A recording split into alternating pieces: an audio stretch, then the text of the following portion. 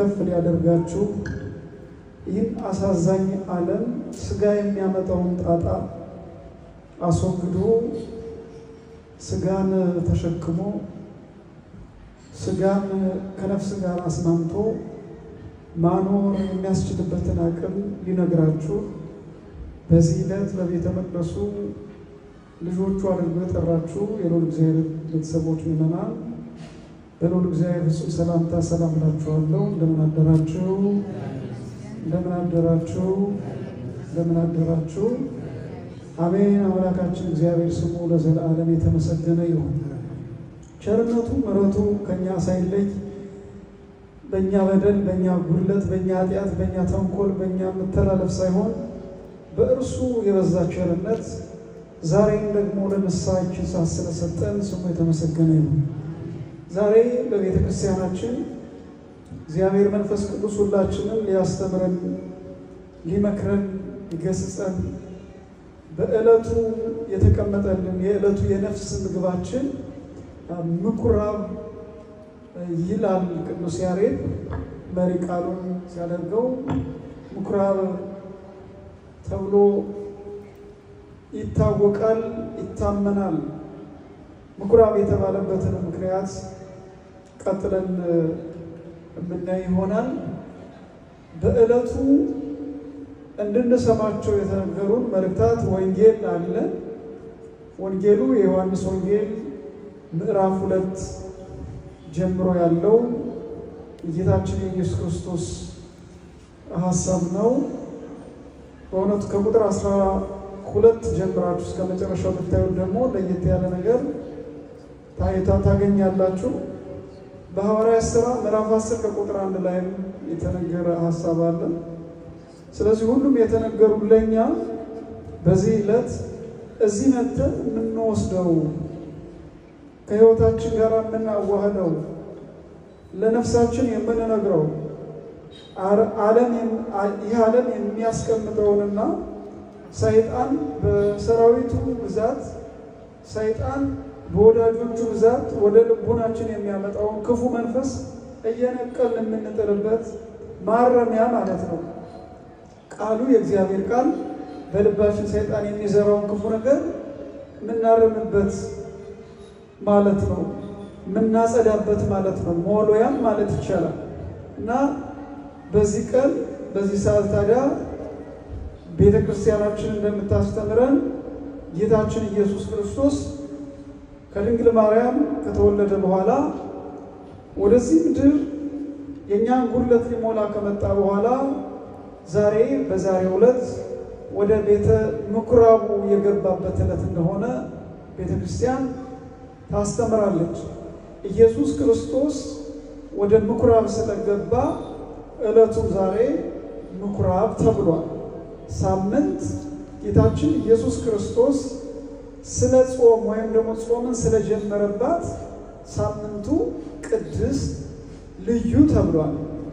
እና የኢየሱስ ክርስቶስን ወደ ምኩራብ መግባት ተከትሎ ቅዱስ ያሬድ ምኩራብን በዛሬው ዕለት ሁሉም አብያተ ክርስቲያናት ወይም ደግሞ ምእመናን ስለ ምኩራብ እንዲናገሩ እንዲያስተምሩ ይሄ ቃል ወጥቷል ወይም ደግሞ ይሄ ቃል ያዘናል ማለት ነው። ቅዱስ ያሬድ ምን ብሏል? ቦአ ኢየሱስ ምኩራብ አይሁድ፣ ኢየሱስ ክርስቶስ ወደ አይሁድ ምኩራብ ገባ ይላል። ምን ሊያደርግ የሚለውን ሲመልስ ወመሐረ ቃል ሃይማኖት፣ የሃይማኖትን ቃል ሊያስተምር ምን ሊያደርግ ነው ወደዚያ የገባው? መልሱልኝ። ወደ ምኩራቡ የገባው ወመሐረ ቃል ሃይማኖት፣ ሰዎች እዚያ የተሰበሰቡት ያ ምኩራቡ እግዚአብሔር ይገለጥልናል፣ እግዚአብሔር የነቢያት አምላክ ነው፣ በዚህ ላይ ለኛ የሚያስፈልገውን ያደርግልናል ብለው የተሰባሰቡ ቤተ እስራኤል ናቸው እዛ ውስጥ የነበሩት።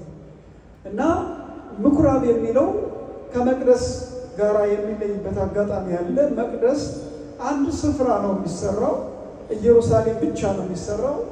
መቅደሱ ላይ ሁሉም ሰው ገብቶ ሕገ ቶራን ወይም ደግሞ ሕገ ኦሪትን መስማት የሚችልበት ቦታ ነው ምኩራብ የሚባለው። መቅደስ ግን ሊቀ ካህኑ ገብቶ ስለ ሰው ልጆች የኃጢአት ስርየት በዓመት አንድ ጊዜ የበጉን ደም ይዞ እየገባ ልክ እንደሚናተፉ አውራ ዶሮዎች በተሳለው በኪሩቤል ላይ ለሰው የሰዎችን የኃጢአት ቁጣ ለማስረይ ደሙን ከዛ ላይ ያስቀምጣል። እነኛ ሱራፌል ኪሩቤል የተባሉት በትኩረት ከሚያዩት መካከል ላይ እዛ ላይ የኃጢአት የሰራ ወይም ደግሞ በዓመት አንድ ጊዜ ስለሁሉም ሕዝብ የኃጢአት ስርየት እዙ ይቀርባል መቅደሱ ላይ። የመቅደሱ አገልግሎት እሱ ነው። ይሄኛው ግን ምኩራብ የሚባለው ግን ሰዎች ወንጌል ማነው የኦሪትን ሕግ የሚማሩበት ማለት ነው።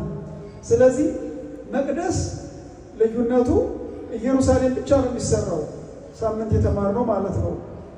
ምኩራብ ግን 10 አይሁዳውያን 10 እስራኤላውያን ካሉ ምኩራብ የመስራት ምኩራብ ሰርተው የመገልገል ሕግ አለ እና በመላው ዓለም ይሰራል ማለት ነው። ይሄ ምኩራብ ዛሬም እስራኤልን እንደ ካስማ ይዟት ያለ ይሄ ምኩራብ ነው። እኛንም ቢሆን የኛም ነው ይሄ ምኩራብ። የኪዳን ውል አለ በዚህ በምኩራብ ውስጥ። አሁን እስራኤሎቹን መጥላት አይገባም፣ እንዳትጠሏቸው፣ መሰረቶቻችን ናቸው እነሱ። አሁን ለጊዜው ቅዱስ ጳውሎስ እንደተናገረው በምኩራብም በመቅደስም ገና አልተወለደም በሚል እያገለገሉ ናቸው። ግን የጊዜው ፍጻሜ በሚሆንበት ጊዜ እኛ አባታችን ብለን ከጠራ ነው ይልቅ እነሱ አባታችን ሆይ ብለው ያምናሉ። ይሄ እነ ኤልያስ እነ ሄኖክ በሚመጡበት በዛኛው ሰዓት ማለት ነውና ምኩራብ እንዳልኳችሁ ከ10 በላይ ያሉ ሰዎች ሊሰሩት ፈቃድ ያለው ሰዎች የሚሰበሰቡበት ቦታ ነው እና እነሱ በተሰበሰቡበት ኢየሱስ ክርስቶስ በመካከላቸው ገባ ነው የሚለው። አምላካችን በምህረቱ በቸርነቱ ወደ ልቡናችን መቅደስ ይግባ። ከዛ በኋላ ምን አለ የሚለው ወማረ ቃል ሃይማኖት የሃይማኖትን ቃል አስተማራቸው እንዲህ ብሎ ወይም የሮሙ ምጽዋተ አበድር መስዋዕት እንዲህ ማላቸው ከመስዋዕት ይልቅ ምጽዋትን ወዳለው። ምጽዋት ማለት ይቅርታ ማለት ነው በመጽሐፍ ቅዱስ ትርጉም። ከመስዋዕት ይልቅ ምህረትን ይላል እዚህ ጋር ምጽዋት ብሎታል። ስለዚህ ምህረት ማድረግ መስዋዕት ለመሰዋት ብዙ ነገር የሚያስፈልገውን ፈልጎ አዘጋጅቶ ማቅረብ ይቻላል። ግን ይቅር ማለትና ለሰዎች መልካም ማድረግ በጣም ከባድ ነው። እግዚአብሔር ደግሞ ለኔ መስዋዕትን አይደለም የምፈልገው፣ ለኔ እንድታቀርቡት አይደለም መስዋዕትን የምፈልገው፣ እኔ የምፈልገው ለሰዎች ምህረት እንድታደርጉ ይቅርታ እንድታደርጉ ነው የሚለው። ይህን ነው የሚያስተምራቸው። እዛ ቤት ውስጥ ብዙ ቂም አለ። እዛ ቤት ውስጥ ሕጉ የሚለው የገደለህን ግደለው፣ ጥርስን ያወለቀው ጥርሱን አውልቀው፣ የሰረቀህን ስረቀው። ይሄ ደም መመለስ የሚባለው ማለት ነው። እንትኑ የባህሉ እንደዛ ማለት ነው። ከዛኛው የተወረሰ ነው። ስለዚህ እሱን አይደለም ምህረትን ነው የምወደው፣ ይቅርታን ነው የምወደው። አነ ውእቱ እግዚአ ለሰንበት። እነሱ ተሰብስበው ያሉት ሰንበትን በማክበር ሰንበትን ከሁሉ በላይ በማክበር ነው። በፊታቸው መጣና እኔ እናንተ የምታከብሯት የሰንበት ጌታ ነኝ። አነ ውእቱ እግዚአ ለሰንበት። እናንተ የምታከብሩት ሰንበት ከቀኒቷ በላይ ነኝ። አያችሁ ኢየሱስ ክርስቶስ እንደዚህ ነው። እነሱ ቀኗን ተሰብስበው እያከበሩ ነው። እሱ ግን እኔ የሰንበት ጌታ ነኝ አለ። ይሄ ብቻ አይደለም። ወአቡሃ ለምህረት የምህረትና አባቷ እኔ ነኝ። የምህረት አባት በዚህ ምድር ላይ ሰው አይቀጸልለትም። ሰው ጨካኝ ነው። ሰው አማኝም ይሁን ምንም ይሁን ሰው በባህሪው የሰውነት እንትኑ ጭካኔ ያለበት ጨካኝ ነው። የትኛው የጽድቅ እንትን በትግል ነው ሰው የሚጸድቀው። በትግል ማለት ፈቃደ ስጋውን ለፈቃደ ነፍሱ ለእግዚአብሔር አስገዝቶ እግዚአብሔር በሰጠው ይቅርታ ምህረት ነው ሰው የሚጸድቀው። ስለዚህ የምህረት አባት አሁን አንዳንድ ሰው የምህረት አባት እኮ ነው እሱ፣ የይቅርታ አባት እኮ ነው እሱ ይባላል። ውሸት ነው። የምህረት አባት መድኃኒዓለም ብቻ ነው። ስለዚህ ምን አላቸው? ወአቡሃ ለምህረት አነ ውእቱ እግዚአ ለሰንበት፣ እኔ የምህረት አባት ነኝ፣ ደግሞ የይቅርታ አባት ነኝ፣ የሰንበትም ጌታ ነኝ። የሰንበትም ጌታ ነኝ። ወአቡሃ ለሰንበት ወልደ እጓለ እመሕያው ውእቱ እጓለ እመሕያው፣ የእግዚአብሔር ልጅ እኔ ነኝ በንጉሥ አላቸው። ኢትግበሩ ቀጠለ። እዚህ ላይ ነው ችግሩ። ኢትግበሩ ቤተ አቡየ ቤተ ምስያት፣ የአባቴን ቤት የመነገጃ ምስያት ናት፣ መነጋገር ናት፣ መነገጃ አታድርጉት የአባቴን ቤት አላቸው። ከዛ በኋላስ ቤተ የሰብ ቤተ ጸሎት።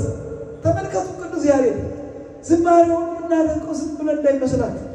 አሁን ይህንን የመሰለውን ሸፍነ ነው መቼም ቤተክርስቲያንን የውጭ ሰዎች ከተዋጓት በላይ እኛ ያልተማርን ሰዎች የተዋጋናት በጣም ብዙ ነው። ይገርማችኋል።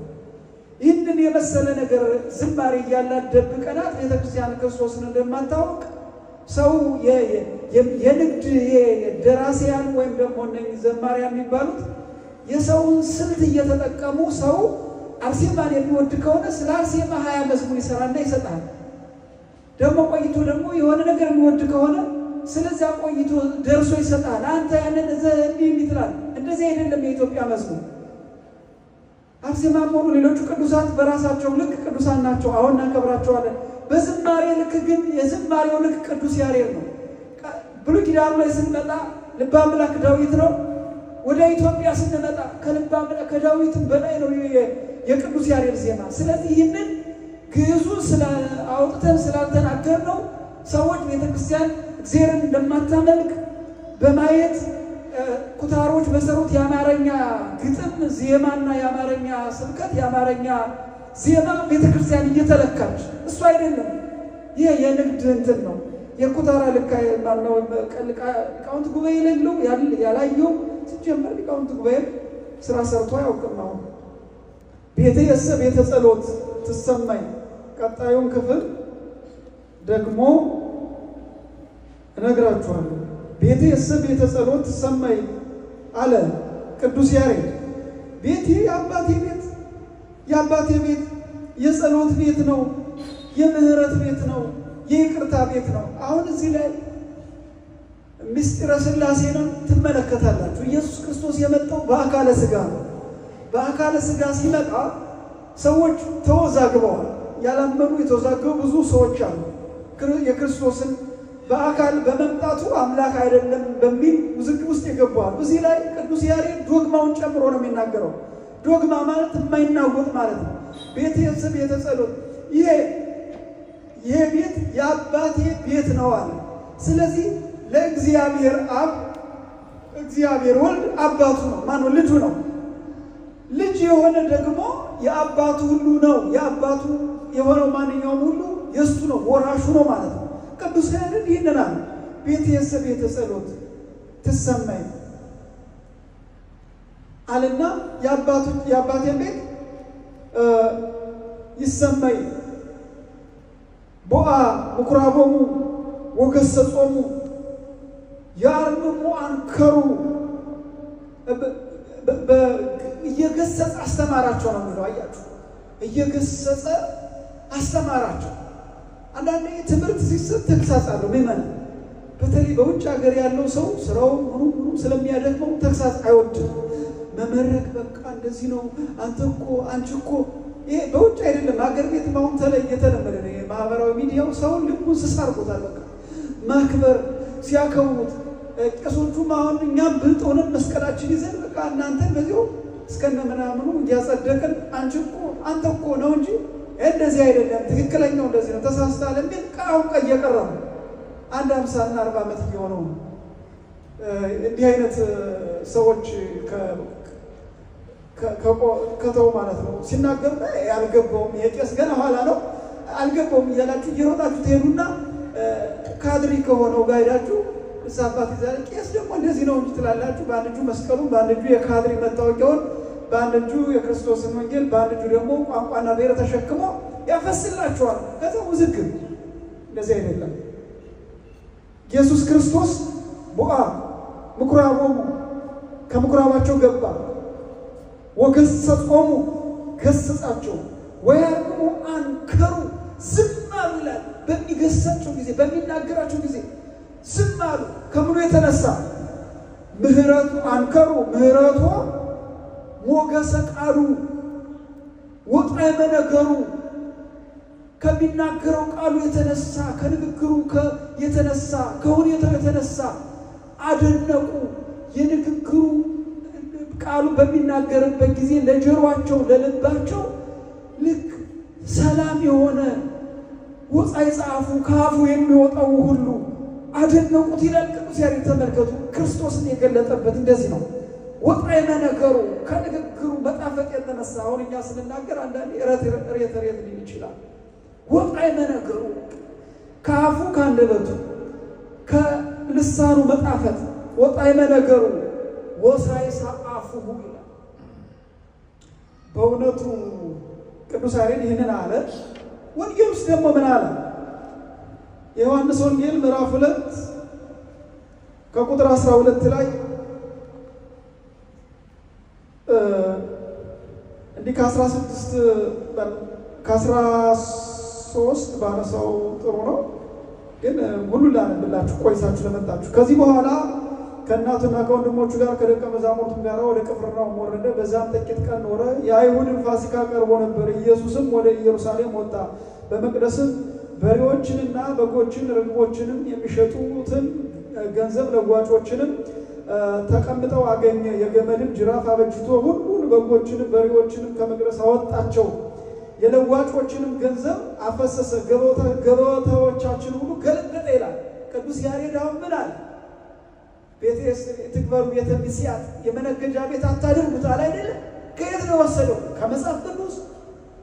አያችሁ፣ ይሄ ነው ዝማሬ እንዲሁ ቤተክርስቲያኒቷን አድርገን ያሰደብናት። ቤቴን ለለዋጮች ቤት አታድርጉት አለና ከዛ ቤት ውስጥ የነበሩት ምን ነበሩ? ቅዱስ ያሬድ የገበያ ቦታ እንዳደረጉት የተናገረው። መጽሐፍ ቅዱሱ ግን መቅደሱ ውስጥ የነበረውን ንግድ ሁሉ ይናገራል። በሬ ነበረ፣ በግ ነበረ፣ ርግብ ነበረ፣ ገንዘብ ነበረ። እነኚህ ሁሉ ገበታዎች ነበሩ። ከዛ በኋላ ኢየሱስ ክርስቶስ ጅራፍ የገመድ ጅራፍ ያዘ። ከዛ በዛ የገመድ ጅራፍ እየገረፈ አወጣቸው ይላል። የገመድ ጅራፍ የተባለው ቃሉ ነው። ጅራፍ ሲያጮሁ ድምፅ አለው። በደብረ ታቦር ላይም ጅራፍ የመለኮት ድምፅ ተብሏል አይደል? ጅራፍ የተባለው ጅራፍ አይደለም፣ ቃሉ ነው። አንድ ቃል ሲናገር እዛ ቤተ መቅደስ የነበሩት ከፍ እንዳለው ሁሉ እየበረሩ ወጡ ነው የሚለው። ምክንያቱም እሱ ኃይል ያለው አምላክ ስለሆነ ከመቅደስ አወጣቸው። የለዋጮችንም ገበታ አፈሰሰ። ብር ነበር መነገጃ። አሁን ዛሬም እኮ አለ እኮ ንግድ በጣም የተጧጧፈ ነው። ይገርማችኋል። ምንም ምስኪን የሌለውን አንዳንዶቹ የሃይማኖት ልብስ በመልበስ ዝም ብሎ በቃ ጧፍ ሲነግዱ የሚውሉ አሉ። እንደዚህ አይነት በቃ ማጧጧፍ መውሰድ መመለስ በቤተክርስቲያኑ ዙሪያ የሆነ እንደ ሬስቶራንት እንደምን መክፈት፣ የቤተክርስቲያኑ ንብረት መሸጥ፣ የቤተክርስቲያኑ ሀብት የሆነው መሸጥ መለወጥ፣ ለሀብታሞች በርካሽ ሽጦ ብሩ ብዙ ገንዘብ ማግኘት፣ ብዙ ዳና ያለብን ወገኖች። ከዛ በኋላ የአባቴን ቤት የንግድ ቤት አታድርጉት አላቸው። ደቀ መዛሙርቱም የቤት ቅናት ይበላኛል አሉ ደቀ መዛሙርቶቹ ተብሎ ተጽፎ የነበረውን አስታወሱ ነው የሚለው። ልበ አምላክ ዳዊት ደግሞ ምን ብለዋል? መዝሙሩ ዲያቆኑ ሲዘምር እስመ ቅናተ ቤትከ በልዐኒ፣ የቤት ቅናት በላኝ፣ እሳት አቃጠለኝ። ትዕይንቶሙ ለኢትየሩከ፣ የትዕቢተኞች ትዕቢት በአንተ ላይ የሚያደርጉት ነገር በላይ ላይ ወደቀ። ወቀጻዕክዋ በጾም ለነፍሴ፣ ነፍሴንም በጾም አስመረርኳት፣ ቀጠዋት። ይሄ ለምን ይሆናል እኮ ነው። አያችሁ፣ አሁን የምንጾመው ዝም ብለን አይደለም። ዝም ብላችሁ የምትጾሙ ከሆነ ዝም ብላችሁ ነው። አሁን የምንጾመው ለምንድን ነው? ዓለማችን፣ ሰላማችን፣ ቤተክርስቲያናችን፣ የራሳችን ህይወት፣ የራሳችን ነፍስ እየተገዳደለ ያለው እየተወዛገበ ያለው የሰው ልጅ በሙሉ ሰላም እንዲሆን ነው። ነፍሳችን የምንጾመው የምንለምነው የጾም ዓላማው ነፍስን ስጋን ማስገዛት ነው። እንደዚያ ብሎታል። እና ይሄ ትዝ አላቸው ይላል ደቀ መዛሙርቱ በቤት ቅናት ይበላኛል ተብሎ እንደተጻፈ አሰቡ። ስለዚህ አይሁድ መልሰው ይህን ስለምታደርግ ምልክት የምታሳየናል አሉት። ኢየሱስ መልሶ ይህን ቤተ መቅደስ አፍረሱት በ3ኛውም ቀን አስነሳዋለሁ አላቸው። ቤተ መቅደስ የሚለው 40 ዓመት ከዛም በላይ የታነጸ ቤተ መቅደስ ነበረ። እስራኤል ከግብጽ ከመከራ ከወጡ በኋላ እግዚአብሔር ቤተ መቅደስ የፈረሰው እግዚአብሔር ቤተ መቅደስ ብዙ ጊዜ ፈርሷል። በነገራችን ላይ ብዙ ጊዜ እነሱ ሲያምፁ የሚነሳው ኃይለኛ ነው ወገኖች። ዛሬም እኛ ኦርቶዶክሳውያን ስናምፅ የሚነሳብን ኃይለኛ ነው። ያ ምንድነው ደግሞ ጅራፍ ነው። እኛ ስናምፅ እኛ ከእግዚአብሔር ስንተብት ተብተናል። ልባችን ተብቷል፣ አይገዛም። ለነሳም የምንገዛ ሰዎች አይደለም። ስለዚህ ይገርፈናል። ገና ጅራፍ አለ እና ተገርፈው ነበር፣ ወጥተው ነበር እና ምኩራቡ ሁሉ ፈርሶ ከዛ ተመልሰው እንሰራለን ከዚህ ብታስወጣን አሉት። እግዚአብሔር አስወጣቸው። ቤቱን ግን አልሰሩም። ይቀልዱ ነበር። እንዴ የኢየሱስ ቤት ሰርተን መጀመሪያ እስቲ እንደው የኛን ቤት እንስራ አሉት። ከዛ በኋላ ስሩ እሺ እናንተ ቤት አለና ዝም አላቸው። ከዛ ቤቱን ሰርተው ሲጨርሱ ደግሞ እንዴ ቤትና ሰው ማዱ ከብትና ሰው አንድ ላይ አብሮ አይኖርም እንዴ የከብቶች ቤት እንኳን እንስራ እንጂ እስከዚያ ድረስ ይታገሰናል። የከብቶቻቸው ቤት ሰሩ። ከዛ በኋላ ጭራሽ እየረሱት ነው። ከዛ በኋላ እግዚአብሔር ምን አለ? እንዲሁም እናንተ የምትሰሩልኝ ቤት ምን አይነት ቤት ነው? መስዋዕታችሁ ቢሆን ያያን ምንድነው መጽሐፍ ቅዱስ ይለዋል ራሱ ቃል በቃል ፋንድያን እንደምታጥኑልኝ አይነት ነው። ለኔ ምን አይነት ቤት ነው የምትሰሩልኝ እናንተ አመፀኞች? እናንተ የምታቀርቡልኝ ምን አይነት ቤት ነው አለ ነብዩ ኢሳይያስ በትንቢቱ ላይ ይህንን ገልጾታል። ትንቢተ ኢሳይያስ 1:12 ላይ ጀምሮ ገልጾታል። ምን አይነት ቤት ነው እናንተ የምትሰሩልኝ? ለኔ ምን አይነት ቤት ነው የምትሰሩልኝ?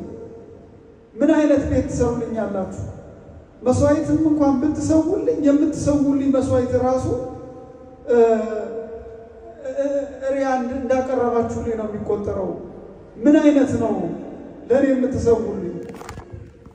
ምን አይነት ቤት ነው ይላል።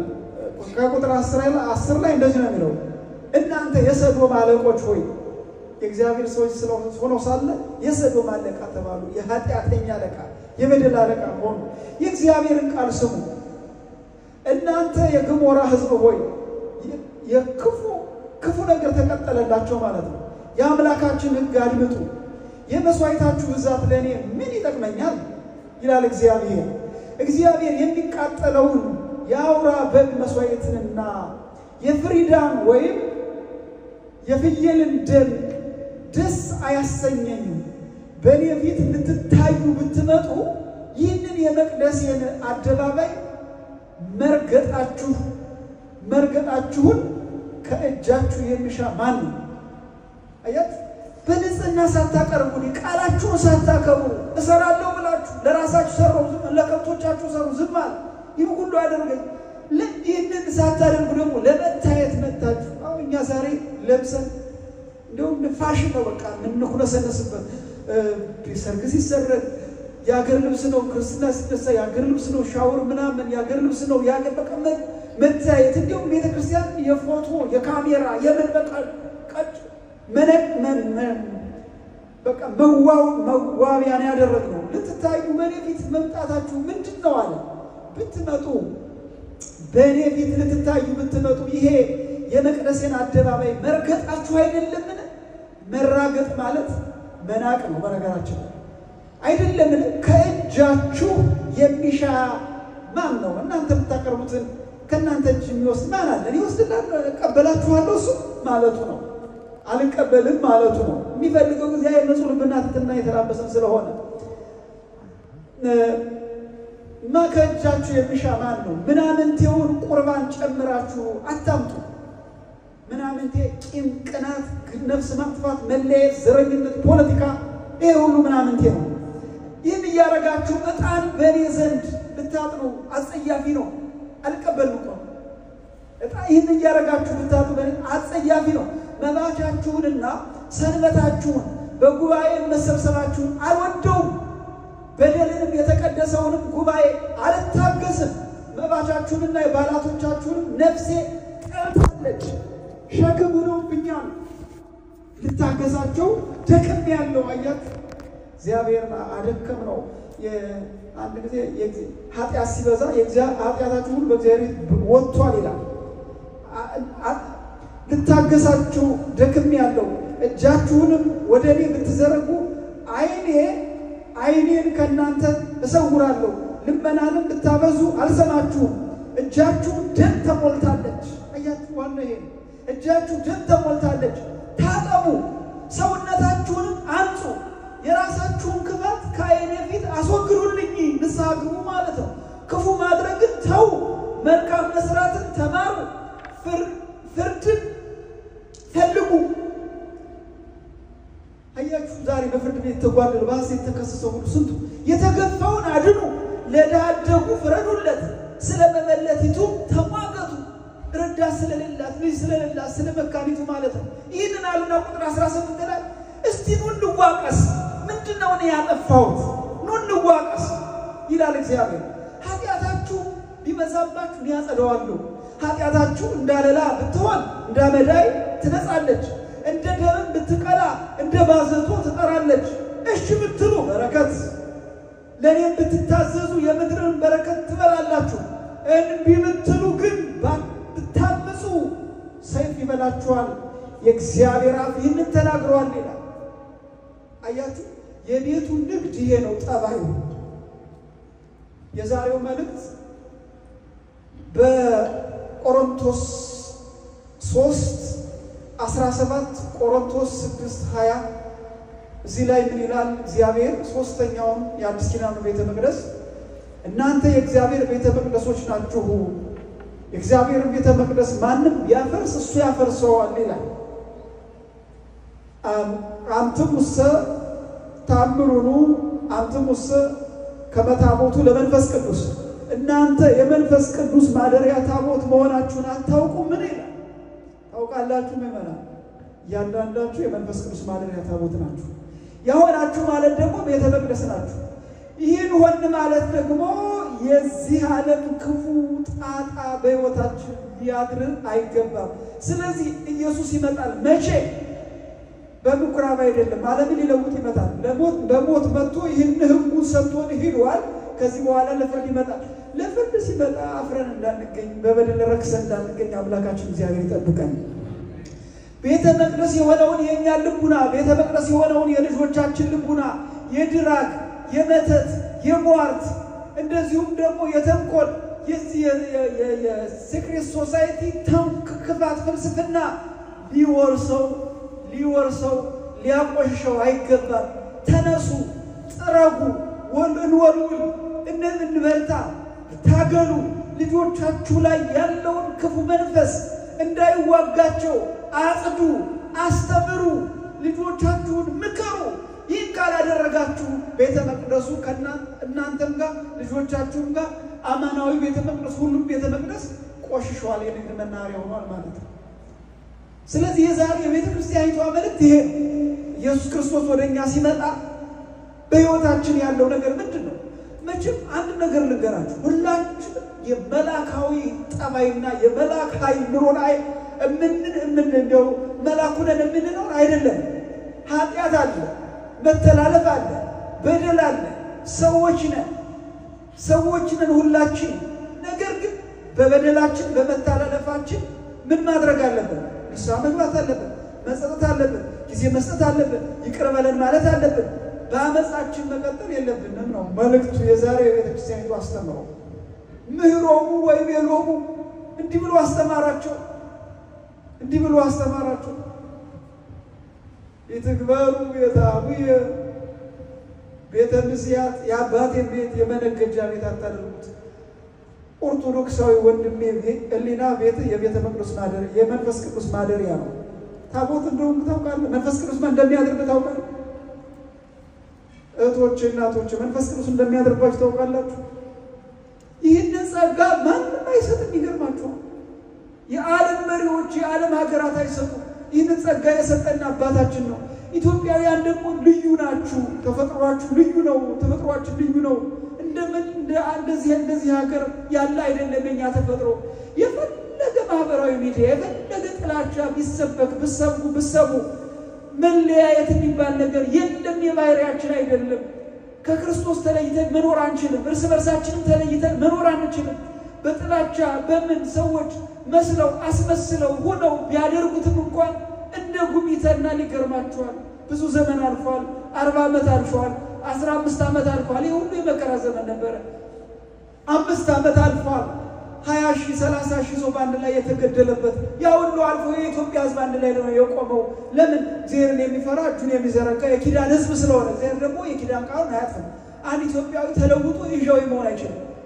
ባህሪው ማለት ነው፣ ጠባዩ ማለት ነው። አይችልም። አሜሪካዊ መሆን አይችልም። አውስትራሊያዊ እንሆን ብትሉ አትችሉ።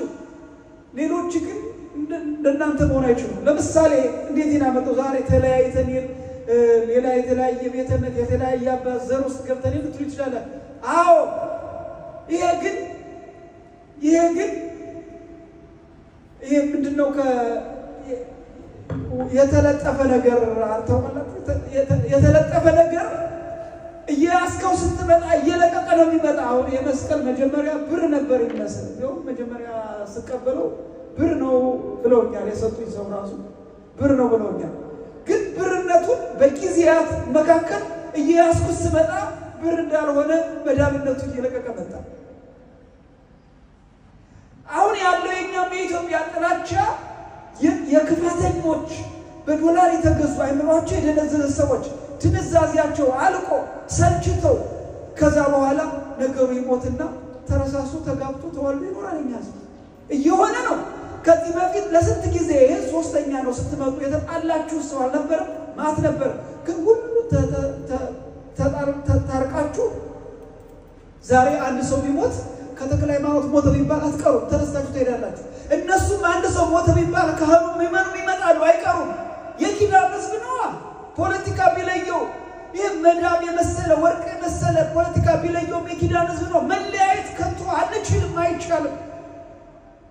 አንድ ነጭ ግን ብትጠይቁት ለዘላለም ይተዋል። እኔ የምሰራበት 7 ዓመት የሰራሁበት አንድ አለቃ ነበር። አባቱ እናቱን በልጅነቱ እንደዛ ነው አይደለም። ሴቶች እዚህ ሀገር በቦክስ እየመታት እየሰከረ ማታ ከ40 ዓመት በፊት እንደዚህ አልነበረም። የባገኖች ነበሩ። ሴቶች ደበደቡ፣ ጨቆኑ ነበር። በእርግጥ ዛሬም ሴቶች ያብስ ይደረጋሉ፣ ይደበደባሉ በስጉር ይሁን እንጂ እና የማታ እየሰከረ ይመታታል። ይሄን ይለይ ነበርና አንድ ቀን ሞተ ብሎ አንድ ሰው ሜሴጅ ነገረው። አንድ ቀን ማታ እናቴን አትምታት አልኩት፣ ሊሰማ አልቻለም። መተውት ከቤት ወጣ፣ በዛው ጠፋ። አይቼዋለሁ ከማል እና አባት እኮ ነው ምንም ቢሆን እኮ አባት እንድትዋል ዜናው የተፈል ይላሳ እኔ ተፍቼዋለሁ። ከዚህ በኋላ ማየት አልፈልግም ማለት ነው። ልክ ሰው ላይ ናሲባል አልመጣም ማለት ቴክስት ተደርጎለት ማለት ነው። ኢትዮጵያዊ ግን እኔ ያደርጋል ወይ እንዲያውም እያሰብክ የምታለቅሰው በሕይወት እያለ የገዛልን አንድ ነገር ልብሱን የገዛል ያንኑን ይረሳል። ኢትዮጵያ በሞት እንደውም ሰው ቆሞ እኮ ነው አስከሬንና ሬሳ ሲያልፍ የሚሰራው ሁሉ ቀጥ ብሎ ያከብራል። ኢትዮጵያ የኪዳን ሕዝብ ነው።